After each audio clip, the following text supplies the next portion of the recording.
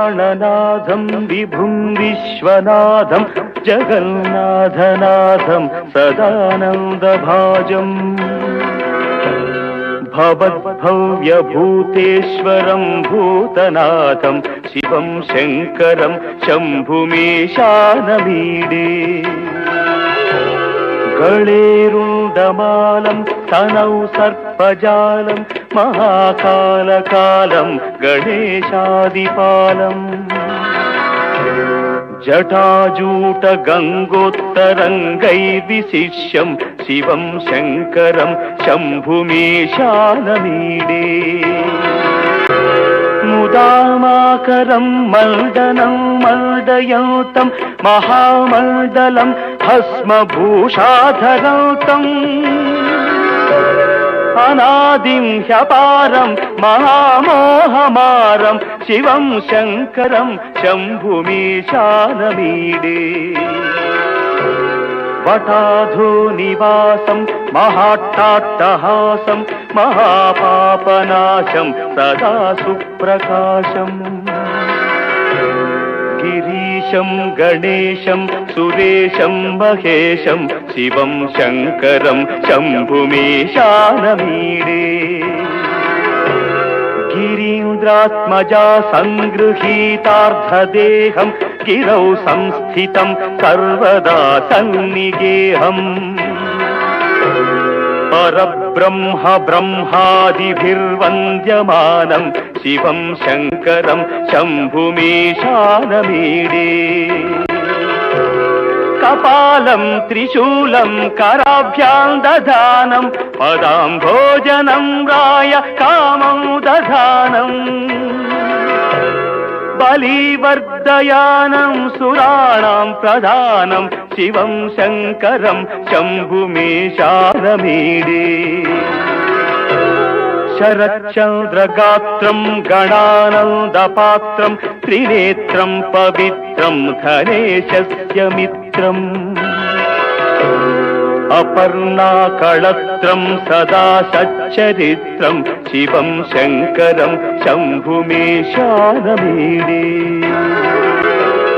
हरं सर्पहारं चिताभूविहारं भवं वेदसारं सदा निर्विकारम् श्मशाने वसन्तं मनोजं दहन्तं शिवं शङ्करं शम्भुमीशानमीडे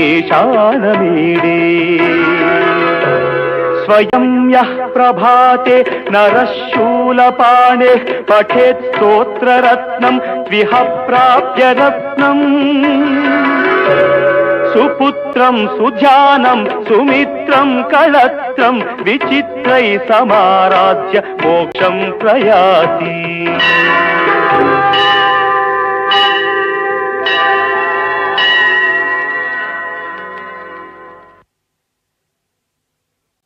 मेरा नाम विकास गिरी है और मैं भ्रमण में अधिक रुचि है।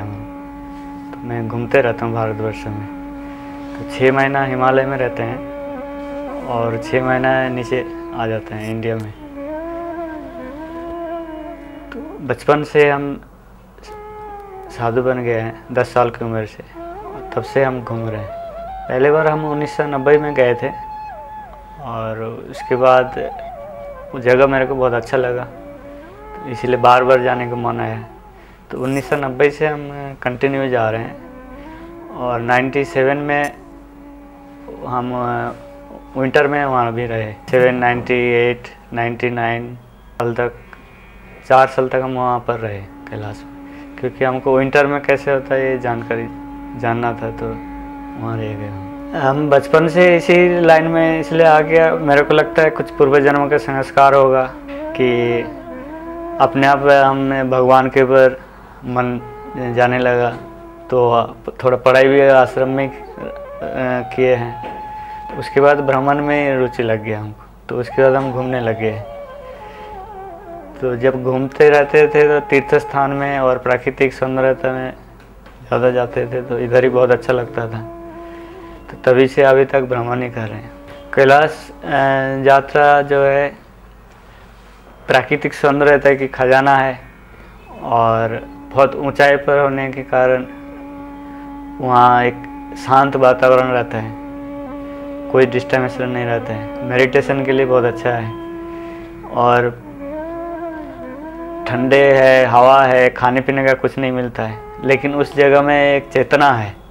उस चेतना के वजह से आदमी के अंदर से एक आनंद महसूस होता है, जैसे लगता है कि हम एक दूसरे दुनिया में आ गए, एक स्वर्ग में आ गए हैं। और इसी के कारण मेरे को बार बार जाने को वहाँ इच्छा होता है। मानसरोवर बहुत बड़ा झील है, उसको 22 किलोमीटर है सीधा आर पर, और 13,000 फीट से 15,000 फीट के ऊंचाई पर है। मीठा पानी का झील है इतना बड़ा। और मानसरोवर से 60 किलोमीटर दूर कैलाश है। वहाँ का वातावरण बहुत ही सुंदर, बहुत ही देखने के लायक है। मानसरोवर जाने के लिए 3-4 रास्ता है। ये गवर्नमेंट की रास्ता, इंडिया गवर्नमेंट की जो रास्ता है वो अल्मोड़ा होके जाते हैं, धारचूला, अल्मोड़ा, पिथौरागढ़ होके गवर्नमेंट की रूट से ले जाते हैं। और प्राइवेट ट्रैवल एजेंसी जो है काठमांडू से ले जाते हैं। काठमांडू से जाने के लिए बाई कार भी जा सकते हैं, सीधा मानसरोवर तक गाड़ी पहुंच जाते हैं। और हेलीकॉप्टर से भी जाने का रास्ता है। हेलीकॉप्टर से जाने के लिए काठमांडू से हिल्सा एक जगह है, वहाँ हेलीकॉप्टर छोड़ता है, फिर हिल्सा से चाइना का गाड़ी आपको मानसरोवर तक ले जाता है। कैलाश मानसरोवर जाने से लगता है कि जो दुनिया का रचना है, कैलाश मानसरोवर की रचना करने वाला भी अपने आप को एक रचना किया है। और मानसरोवर क्षेत्र जो है जो ब्रह्मा जी का मन है, और कैलाश जो है उसका जटा है, शिव जी का जटा है कैलाश पर्वत, और मानसरोवर उसका मन है। सारे दुनिया का रचना वहीं से हुआ ऐसे प्रतीत होता है। विंटर में पूरा मानसरोवर झील जम जाता है और उसके ऊपर से आप चल भी सकते हैं। उसके पास में एक बहुत बड़ा झील है राक्षस ताल, वो भी पूरा जम जाते हैं और उसके ऊपर से भी चल सकते हैं। और मैक्सिमम -45 -50 तक टेम्परेचर हो जाती है। कैलाश मानसरोवर क्षेत्र पैदल जाने में बहुत ज़्यादा आनंद आता है, क्योंकि उधर जो रास्ते हैं बहुत कच्चे रास्ते हैं और गाड़ी में बहुत थकान ज़्यादा लगता है। पैदल आदमी को धीरे धीरे जब चलते हैं एक्लेमेटाइज हो जाते हैं, तो उसके लिए पैदल जाना ही ज़्यादा आनंददायक रहता है और शरीर के लिए भी बहुत एक्सरसाइज भी हो जाता है। उसमें पड़ता है, सांस लेने की प्रॉब्लम आता है, ऑक्सीजन प्रॉब्लम आती है। जितना हाइट में जाएंगे हाई एल्टीट्यूड प्रॉब्लम रहते हैं, सिर दर्द, खाने पीने का तकलीफ, डाइजेशन प्रॉब्लम, ये सब जितना ऊपर जाएंगे ये सब प्रॉब्लम दिखाई देते हैं। लेकिन पानी थोड़ा ज़्यादा पीना पड़ता है, स्नान करना पड़ता है। ये सब करने से हाई एल्टीट्यूड का जो प्रॉब्लम है वो नहीं होता है। फिर पहली बार हम 1990 में गए थे, तो जगह बहुत अच्छा लगा, तो इसीलिए हम बार बार जाने का इच्छा है। तो 1990 से अभी तक हम कंटिन्यू जा रहे हैं, 17 साल हो गए हमको जाते हुए। और 2 विंटर में हम वहाँ पर रहे। हर बार हमने ट्रैकिंग करके जाते हैं। 2 बार गाड़ी में गए हैं काठमांडू की तरफ से, बाकी जितने बार भी गए पैदल ही यात्रा में गए, पहाड़ चढ़ के माउंटेनिंग करके गए। उसमें ट्रैकिंग में जाएंगे तो 2-3 रूट है। एक रूट ऐसे है जिसमें हम 4-5 दिन पहुंच जाते हैं, एक रूट ऐसे है जिसमें 8-10 दिन लगता है।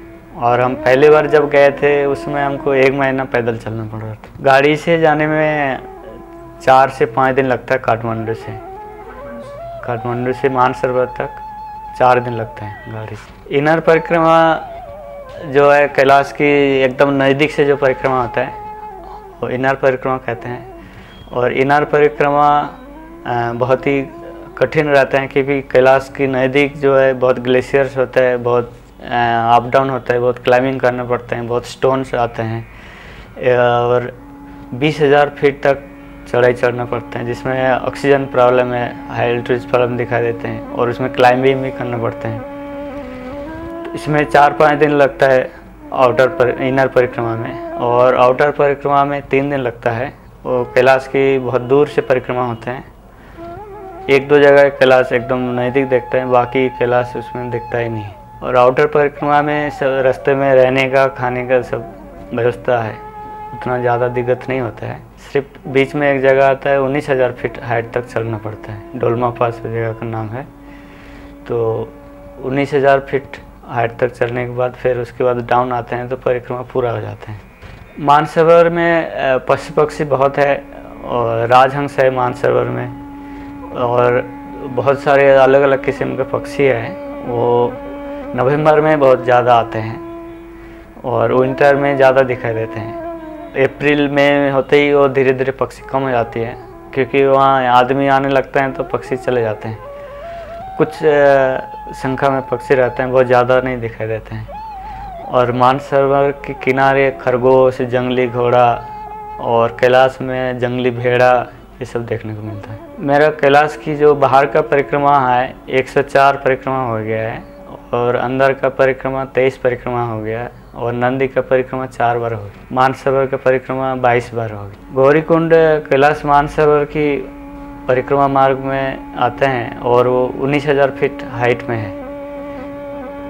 तो ऐसे कहते हैं कि पार्वती यहाँ स्नान करने आते हैं। गौरीकुंड के पास में एक जगह है डोलमा पास, तो वहाँ पूजा पाठ करते हैं, फिर गौरीकुंड का पानी भर के प्रसाद के रूप में यात्री लोग लाते हैं। मानसरोवर और राक्षसस्थल दोनों पास पास में ही है।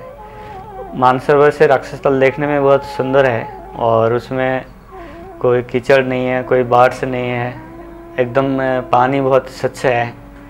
लेकिन उसमें यात्री लोग स्नान वान नहीं करते हैं, इसलिए वो साफ़ सुथरा है। और मानसरोवर में बहुत यात्री साफ करते हैं। इसमें बहुत सारे पक्षी आते हैं, अंदर मछली भी है, और किनारे दलदली कीचड़ भी रहते हैं। और इसमें मानसरोवर में घंटों 1-2 घंटे के अंदर अंदर कलर चेंज होता है। इसमें कभी बादल आते हैं तो अलग कलर हो जाते हैं, कभी हवा चलते हैं अलग कलर हो जाते हैं। सनराइज सनसेट भी बहुत अच्छा दिखता है मानसरोवर। नंदी परिक्रमा बहुत ही कठिन परिक्रमा है, और जैसे हम शिव मंदिर में जाते हैं सामने नंदी दिखाई देते हैं, तो कैलाश पर्वत के सामने एक पर्वत है जो नंदी पर्वत है, और नंदी जब परिक्रमा करेंगे तो कैलाश को स्पर्श हो जाते हैं, कैलाश को स्पर्श करके निकालना पड़ता है। तो नंदी परिक्रमा के साथ साथ कैलाश की भी स्पर्श हो जाते हैं।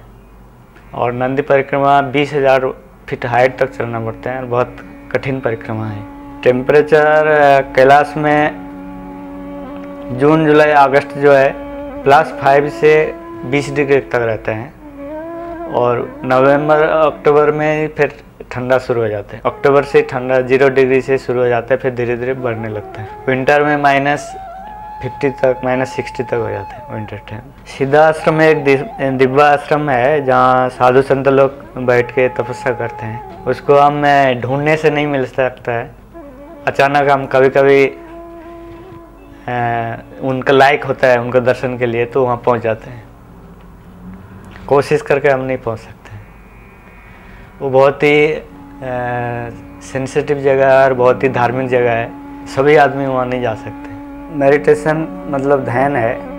तो मानसरोवर जब जम जाता है, पूरा फ्रीज हो जाता है, और उसमें जो लहर की आवाज़ें वगैरह आता है सब बंद हो जाते हैं, एकदम शांत हो जाते हैं, और पक्षी भी सब उड़ के चले जाते हैं। ऊपर से बर्फ़ ढकने से लगता है कि पूरा सफ़ेद हो जाता है। तो उसी समय लगता है कि मानसरोवर ध्यानस्थ हो गया, समाधि में चले गए एकदम, क्योंकि चारों ओर एकदम शांत वातावरण होते हैं, बिल्कुल कोई आवाज़ नहीं आता है। तो मन जैसे शांत होने से एकदम शीतल हो जाता है। तो मानसरोवर भी ऐसे ही समाधि चले गए लगता है। विंटर में जो राक्षस स्थल है मानसरोवर से ज़्यादा मजबूती में है। विंटर टाइम में जो मानसरोवर से ज़्यादा राक्षस स्थल ज़्यादा मजबूती में जम जाते हैं, और उसके ऊपर से आसानी से क्रॉस किया जा सकता है।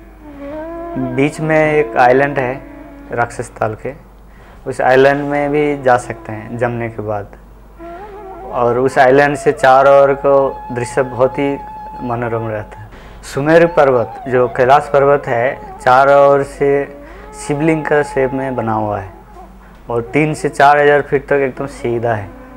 पूरा हिमालय के बीच में ये मेरू की तरफ बैठा हुआ है, इसीलिए इसको सुमेरु पर्वत कहते हैं। जैसे माला में मेरू होता है, पूरा हिमालय जो रेंज है उसके बीच में और ऊपर एकदम माला के मेरू की तरफ दिखता है, इसलिए इसको सुमेरु कहा जा सकता है। हिमालय में जब सारा बर्फ़ से ढक जाता है, चारों ओर पूरे सफ़ेद ही सफ़ेद हो जाती है, तो लगता है कि हिमालय भी एकदम समाधि में चले गए हैं। शुरू में जब हम 1990 में कैलाश मानसरोवर यात्रा गए थे तो उस समय 200 भारतीय यात्री जाता था हर साल। धीरे धीरे चाइना और इंडिया गवर्नमेंट का रिलेशन अच्छा होने से अभी प्राइवेट से भी खोल दिया है और काठमांडू के थ्रू भी बहुत आदमी कैलाश मानसरोवर यात्रा जाते हैं।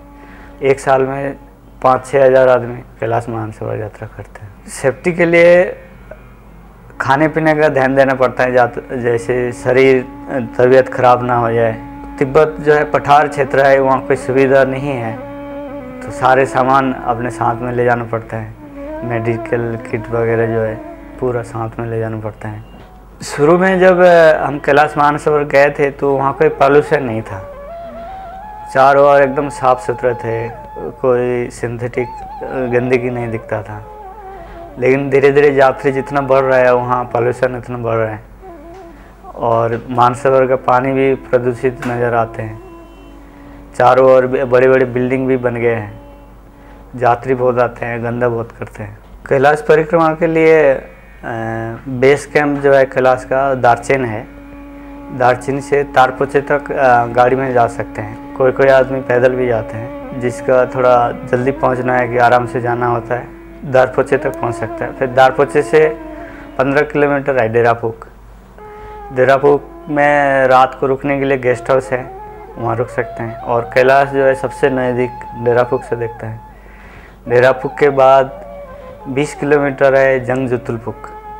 तो बीच में एक डोलमा पास आता है 19,000 फीट हाइट, उसको क्रॉस करके जुतुलपुक पहुँचते हैं। जुतुलपुक से 10 किलोमीटर फिर तारचीन आके पहुँच जाते हैं।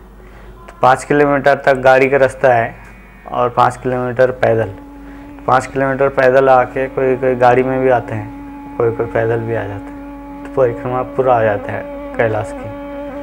और मानसरोवर परिक्रमा इंडियन यात्री लोग बहुत कम करते हैं, क्योंकि मानसरोवर जो है लगभग 100 किलोमीटर से ऊपर है और इसमें एक दिन में 30-40 किलोमीटर चलना पड़ता है। तो तेज़ धूप लगता है, ठंडे हवा लगता है, तो आदमी को बहुत कठिन होता है 4-5 दिन में परिक्रमा करना।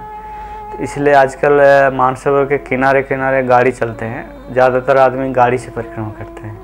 पहले आदमी पैदल परिक्रमा करते थे, वो भी आधा परिक्रमा करते थे, क्योंकि आधा जो रास्ता है उसमें बड़े बड़े नदी आता है, गहरा नदी है, बीच में दलदली हिस्सा भी आता है, तो चलना संभव नहीं हो पाता था। पहले आधा पैदल करते थे, आधा गाड़ी में करते थे। आजकल पूरा गाड़ी में करने के लिए व्यवस्था है, पूरा मानसरोवर परिक्रमा गाड़ी में हो जाते हैं। खाने पीने के लिए जो तीर्थ यात्री जाते हैं उनको सारे खाने पीने के सामान यहाँ से ले जाना पड़ता है, क्योंकि वहाँ इंडियन खाना नहीं मिलता है, वहाँ ज़्यादातर चाइनीज़ खाना मिलता है और नॉन वेज रहता है। तो इंडियन खाने में हाई एल्टीट्यूड में स्टोमक प्रॉब्लम बहुत जल्दी हो जाती है, तो सिंपल फूड खाना चाहिए, दाल चावल रोटी सब्जी सिंपल फूड खाना पड़ता है और वो स्वास्थ्य के लिए ठीक रहता है। कैलाश मानसरोवर में हम तो गुफा में रहते थे, हमको गुफा ही अच्छा लगता है, तो गुफा के बाहर हर समय मानसरोवर की जो प्राकृतिक सौंदर्यता बहुत दिखता था। तो वहाँ का एक शांत वातावरण और सरोवर के किनारे जो एक अलग तरह का अनुभूति, वो ही एक बहुत ही अच्छा लगता था। बाकी वहाँ कोई चीज़ प्राकृतिक सौंदर्य के अलावा वहाँ और कोई चीज़ देखने के लिए नहीं है। चाइनीज़ गवर्नमेंट धीरे धीरे वहाँ पर रोड बना रहे हैं और कंस्ट्रक्शन बना रहे हैं, तो आने जाने के लिए और रहने के लिए सुविधा तो हो गया है, लेकिन वहाँ साफ़ सफाई के लिए कोई व्यवस्था नहीं है, जिसकी वजह से बहुत ज़्यादा गंदगी हो गया। और सन का टेम्परेचर बहुत ज़्यादा है, मतलब हीट ज़्यादा होता है। लेकिन वहाँ जो विंड है, विंड ठंडा है, विंड ठंडा होने के कारण टेम्परेचर नहीं लगता है। जहाँ विंड नहीं है वहाँ जाएंगे तो बहुत ज़्यादा गर्म लगता है, तो प्लास्टिक भी पिघल जाता है। सनराइज और सनसेट बहुत अच्छा दिखता है, क्योंकि वहाँ पोल्यूशन नहीं है और एकदम आसमान भी बहुत नीला दिखता है, ब्लू स्काई दिखता है। और मानसरोवर में सूरज उदय के जब रिफ्लेक्शन पड़ता है वो बहुत ही सुंदर दिखाई देते हैं। और दोपहर में जब धूप तेज़ हो जाते हैं तो बहुत गर्म लगता है, लेकिन जहाँ हवा होगा वहाँ गर्म नहीं लगेगा, क्योंकि हवा बहुत ठंडा है और जहाँ धूप होगा, हवा नहीं होगा, वहाँ बहुत ही तेज़ धूप लगता है, ऐसे तक कि प्लास्टिक भी पिघल जाता है, क्योंकि वो पोल्यूशन ना होने के कारण धूप एकदम तेज़ी से आता है। तो धूप की चश्मा यूज करना वहाँ ज़रूरी है, नहीं तो आँख भी खराब हो सकता है। मानसरोवर जो कैलाश है मेडिटेशन के लिए बहुत अच्छा जगह है, क्योंकि जो ध्यान है, ध्यान के लिए एकाग्रता और एकांतता ज़रूरी है। तो मानसरोवर ऐसे एक जगह है जहाँ एकांतता है, और वहाँ जाने से एकाग्रता बनता है, और एकाग्रता से ध्यान का स्थिति बनता है। ध्यान ऐसी एक चीज़ है कि आदमी को साधन भजन में और आध्यात्मिक जीवन में कि सांसारिक जीवन में बहुत महत्वपूर्ण चीज़ है ध्यान। ध्यान करने से मानसिक रूप से, शारीरिक रूप से बहुत ही शांति मिलता है। ध्यान हर आदमी के लिए एक अमूल्य चीज़ है। मानसरोवर की प्राकृतिक सुंदरता बहुत ही अच्छा है, और अलग अलग साइड से अलग अलग तरह का दिखता है, और उसमें 4 दिशा में 4 मंदिर है, और वो हिंदू मंदिर नहीं है, बुद्धिस्ट मंदिर है, उसको गुम्पा कहते हैं। सिरालुम गुम्पा है, टुगु गुम्पा है, और गुसल गुम्पा है, चिव गुम्पा है। 4 दिशा में 4 गुम्पा है, और वहाँ रहने के लिए जगह भी है। और मानसरोवर का खासियत ये है कि हर थोड़ा देर में उसका मानसरोवर का कलर चेंज होता है, और वो अलग अलग तरह का दिखता है। प्रकृति अलग अलग कलर चेंज करते हैं, और वहाँ अलग अलग मौसम में, बरसात के मौसम में है, गर्मी के मौसम में, सब मौसम में अलग अलग तरह का अनुभव होता है। तो बहुत ही मनोरम दृश्य है वहाँ का। जो प्रकृति प्रेमी है उसके लिए मानसरोवर से और अच्छा जगह दुनिया में कहीं नहीं मिलेगा। जो कैलाश मानसरोवर क्षेत्र है वो स्वयं भगवान की निवास स्थान है। जो देवादिदेव महादेव है वो भगवान के निवास स्थल है। तो वहाँ जाने से मेरे को ये लगा कि आदमी को शांति से रहना चाहिए, और दूसरे को भी शांति से रहने का मौका देना चाहिए। आदमी के अंदर एक प्रवृत्ति होता है दूसरे में तंग करने के, और तंग करके जो खुशी मिलता है वो खुशी जो है अच्छा नहीं है। अपने को शांति से रहना चाहिए, दूसरे को भी शांति से रहने का मौका देना चाहिए। मेरा लिखा हुआ जो एक किताब है sumeruparvat.com, तो बहुत जाति लोग हमको ये कहते थे अभी इतने साल यहाँ रहे हैं तो कैलाश मानसरोवर के बारे में आप आदमी को मैसेज दीजिए, जिसके कारण हमने एक बुक लिखा है। बुक का नाम है सुमेरु पर्वत। और सुमेरु पर्वत की जो 12 साल हमारा जो एक्सपीरियंस है सारे इस बुक में है। विंटर में कैसे रहता है, गर्मी में कैसे रहता है, क्या टेम्परेचर रहता है, वहाँ का केमिकल एनालिसिस क्या है, मानसरोवर में और अक्षस्थल में क्या क्या डिफरेंस है, मानसरोवर में क्यों स्नान करते हैं, अक्षस्थल में क्यों नहीं स्नान करते हैं, उसका केमिकल एनालिसिस करके सारे निष्कर्ष निकाला है। और वहाँ का जो पत्थर मिट्टी सबको केमिकल एनालिसिस करके सब ये बुक में दिया हुआ है। जो क्या क्या कारण है, यहाँ का वातावरण इतना सुंदर है और यहाँ जाने से शरीर के लिए फायदाकारी है। हर क्लाइमेट में कैसे मौसम रहता है, क्या टेम्परेचर रहता है, कितना बारिश होता है, वहाँ पशु पक्षी कैसे है, पूरा जानकारी इस बुक में है। और ये जाति लोग ही हमको रिक्वेस्ट करते थे कि हम लोग इतनी दूर से आते हैं और यहाँ कोई है ही नहीं बोलने के लिए, समझाने के लिए, तो आप इसके बारे में कुछ कीजिए। तो मैं तभी इस बुक का खुद ही फोटोग्राफ्स किया है और खुद ही लिखा है और खुद ही पब्लिश किया है, क्योंकि हर आदमी को जानकारी मिले कैलाश मानसरोवर क्या है, क्योंकि ये हमारा हिंदू धर्म की सबसे बड़ा पवित्र तीर्थ स्थान है। तो जब कैलाश जाने वाला आदमी 50-60 हज़ार रुपया खर्चा करके जाते हैं और वहाँ के बारे में कुछ जानकारी नहीं मिलता है तो उनको बहुत दुख होता है। तो इसलिए हमने ये बुक का प्रकाशित किया है और इसमें बहुत से आदमी को फ़ायदा होता भी है और बहुत आदमी को अच्छा भी लगा है इस किताब से। और इसके लिए हमने एक वेबसाइट भी बनाया, sumeruparvat.com है और naturalitem.com, दोनों साइट में ये बुक उपलब्ध है। और इस बुक कहाँ कहाँ मिलेगा उस साइट में सारे डिटेल्स लिखा हुआ है। कैलाश के बारे में कोई भी इन्फॉर्मेशन है तो हमको ईमेल कर दिया है, तो हर यात्री को मैं मदद करने के लिए। हमारा एम्बिशन कुछ भी नहीं है, क्योंकि जन्म लिया मरने के लिए, बीच में टाइम पास करने के लिए। तो बढ़िया ज़िंदगी बीते, सबको आनंद आए, हम भी आनंद में रहे, किसी को दुख ना पहुंचाए, यही हमारा एम्बिशन है। स्पेशल कोई एम्बिशन नहीं है हमारा।